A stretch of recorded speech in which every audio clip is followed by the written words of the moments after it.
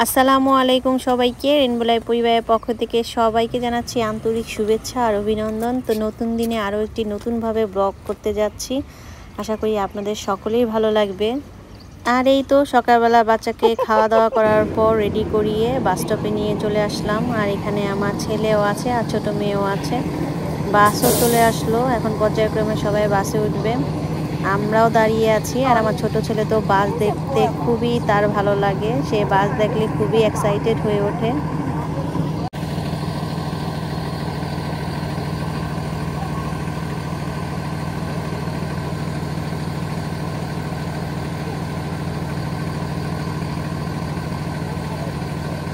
বড় মেয়েকে বিদায় দেওয়ার পর কিছুটা রেস্ট নিয়ে চলে আসলাম রান্নাঘরে। আজকে রান্না করছি হচ্ছে কাচকি মাছের বড়া।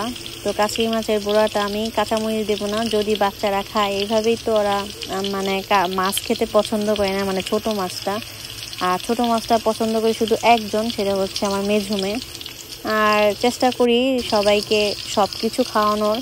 আর আজকে এই কাচকি মাছটা আমি কোনো মরিচ দিচ্ছি না, এই কারণে যদি খায় সেই কারণে কিন্তু কোনো কাঁচামরিচ বা এমনি গুঁড়ামরিচ দিচ্ছি না। আর এখানে আজকে রান্না করব তেলাপিয়া মাছ। আর দেখেন ফ্রিজ পরিষ্কার করতে হবে, যেহেতু কোরবানি চলে আসছে। তো ফ্রিজ যদি না পরিষ্কার করি মাংস রাখা যাবে না ইনশাল্লাহ। আল্লাহ এবারও কোরবানি দেওয়ার তৌফিক দান করেছে, সবারও যেন কোরবানি দেওয়ার তৌফিক দান করুক, আমিন। আর ফ্রিজে কিন্তু মাছের লেজটা আসলে খাওয়া হয় না, সেই সাথে মাছের মাথা তো আছে, কিছু টুকরাও আছে। তো সবগুলোই আমি খুঁজে খুঁজে বের করেছি, অনেকগুলা লেজ হয়ে গেছে আর মাথা। তো এগুলা কি করব, মানে এই কয়েকদিনে তো আর খাওয়া হবে না। আর ঈদ তো আমাদের এখানে 6 তারিখে, তো আর মাত্র মানে 5 দিন বাকি আছে। তো জানি না খাওয়া হবে কি না, এরপরও চেষ্টা করব কিছুটা রান্না করতে আজকে, মানে বিকেলবেলা।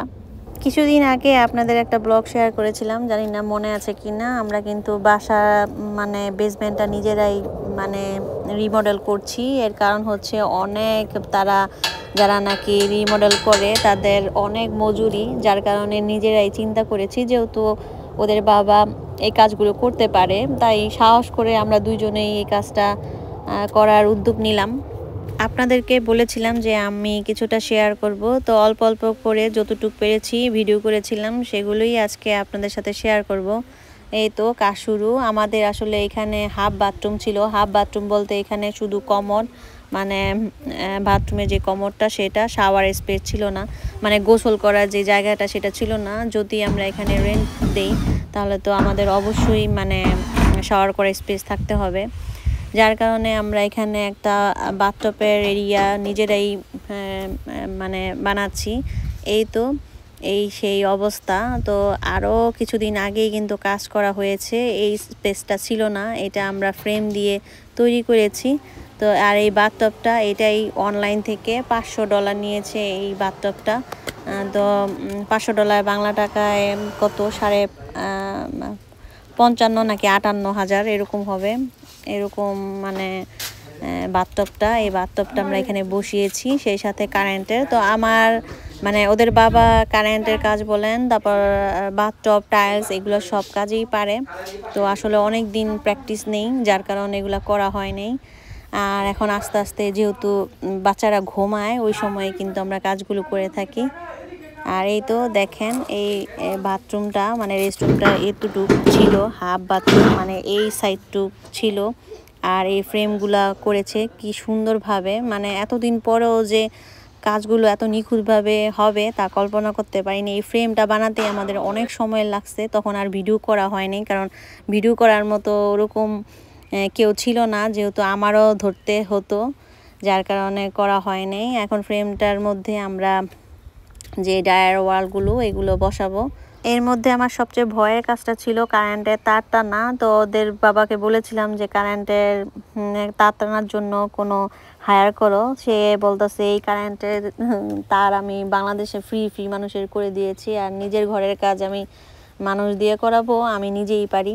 তো ও যে কারেন্টের কাজ করার জন্য যা যা প্রয়োজন, যে সমস্ত মানে যন্ত্রপাতি বা সুচ সব কিন্তু কিনে নিয়ে আসছে। এরপর নিজেই কিন্তু এই কারেন্টের তারটাও পর্যন্ত টানছে, কোনো মানুষ দিয়ে কিন্তু কারেন্টের তার টানায় নেই। যেহেতু নিজেদের কাজ নিজেরাই করছি সে কারণে ঘরের কিন্তু একটু এলোমেলো হয়ে আছে। আর যন্ত্রপাতি কেনার বাবদেই প্রায় $10,000 মতো খরচ হয়ে গেছে, প্রায় বাংলা টাকায় 12 লাখ টাকার মতো শুধু যন্ত্রপাতি কিনতে লাগছে। এখানে এক একটা জিনিসের দাম অনেক বেশি, যা বলার মতো নেই। তো এরপরও কিন্তু ভালো, নিজেদের কাজ নিজে করেছি, আমাদের কিন্তু অনেক টাকা সেভ হয়েছে। যেহেতু অনেক দিন পরে কাজ ধরেছে সেহেতু একটু ভুল ভ্রান্তি তো হয়েই থাকে। যেমন ধরেন একটা জিনিস করলো, এটা সেট হচ্ছে না, সেট না হওয়ার কারণে কিন্তু পরবর্তীতে আবার জিনিসটা কিনে আনতে হচ্ছিল। কারণ একবার সেট হলে ওইটা যদি নষ্ট হয়ে যায় সেটা আর মানে করা যায় না। যেমন পাম্বলিংয়ের ব্যাপারটাই বলি, পাম্বলিংয়ের সময় 3বার আপনার মানে কি বলে ওইটাকে, মানে পাইপগুলো নষ্ট হয়েছে, ওগুলা কেটে কেটে আবার নতুন করে কিনে আবার জয়েন করতে হয়েছে, আবার নতুন করে সব কিছু। তো এরকমভাবে অনেক কিছুই কিন্তু আমাদের নষ্ট হয়েছিল প্রথম পর্যায়ে। তবে ওদের বাবা কিন্তু নিজের 100% দিয়ে কিন্তু কাজগুলো করেছে, একদম যারা নাকি প্রফেশনাল এগুলো করেছে তাদের থেকেও কিন্তু একদম নিখুঁত হয়েছে। খুবই এত ভালো হবে মানে আমি এবার জীবনের প্রথম প্রশংসা করতে বাধ্য। তো ওর কাজে আমার আবার পছন্দ হয় না, ও একদিকে থাকলে আমি আরেক দিকে। তবে এই কাজটা খুবই সে নিখুঁতভাবে করেছিল। যদি হায়ারও করতো মানুষ এত সুন্দর করে কাজ করতো না, ওরা কোনো রকম কাজ করে টাকা পয়সা নিয়ে চলে যেত। আর ওর কাজগুলো কিন্তু সবসময় নিখুঁত। আর ওর জায়গায় যদি অন্য কেউ থাকতো সেও কিন্তু মানে কাজের যে 19 আর 20 বলে কথা আছে সেটা মানে এতটা নিখুঁতভাবে করতো না। কিন্তু ওদের বাবা যদি দেখা গেছে মানে নিজের মন মতো হচ্ছে না, তখনও কি করতো, ও সময় নিত, সময় নিয়ে কাজটা করতো, কিন্তু ধৈর্য হারা হতো না। একদম ধৈর্য নিয়ে ওর 100% দিয়ে কাজটা সমাপ্ত করার চেষ্টা করতো। এতে করে আমাদের কিন্তু সময় অনেক ব্যয় হয়েছে। তো যাই হোক, এরপরেও কিন্তু আমরা আস্তে আস্তে কাজগুলো করতে পেরেছি, এজন্য লাখ লাখ শুকরিয়া আল্লাহর কাছে। আর এখানে মাপামাপির কাজটাও কিন্তু কোনো সহজ ব্যাপার না, মাপতেও কিন্তু অনেক সময় বা অনেক কিছুই নষ্ট হয়। যে মাঝে মাঝে দেখা গেছে মাপ হচ্ছে না, একটু 19-20 হয়েছে, সেটা বাদ দিয়ে আবার নতুন করে। তো অনেক ধৈর্যের ব্যাপার এগুলো কাজ। তবে যদিও কষ্ট করছে এতে কিন্তু টাকাও সেভ হচ্ছে। আমরা যদি সবাই একটু কষ্ট করে ধৈর্য নিয়ে কাজ করি আমরা কিন্তু অনেক টাকা সেভ করতে পারি।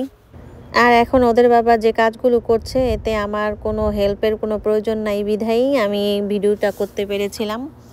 আর এরকম অল্প অল্প করে ভিডিও আপনাদের সাথে শেয়ার করব, কিভাবে আমরা কাজটা সম্পন্ন করেছি তা আপনারা দেখলেই বুঝতে পারবেন কতটা ধৈর্য নিয়ে আমরা কাজটা করেছি। আর আমাদের এখানেও কিন্তু 1 সপ্তাহ যাবৎ মুষলধারে বৃষ্টি ছিল, 2 দিন একদম মানে ভারী বৃষ্টি আবার হালকা বৃষ্টি এরকমই ছিল। তবে আজকের আকাশটা একটু পরিষ্কার, তবে মেঘলা ভাবও আছে। তো এই বৃষ্টির দিনে অনেক আপুদের দেখলাম খিচুড়ি খেতে, অনেক আপুদের মজার মজার ভর্তাও খেতে দেখলাম। তো দেখি আজকে আমরা কি করতে পারি। তো আজকে আমরাও ভাবছি খিচুড়ি রান্না করব। তো আজকের মতো এখানেই বিদায় নিচ্ছি। সবাই ভালো থাকেন, সুস্থ থাকেন, আল্লাহ হাফেজ।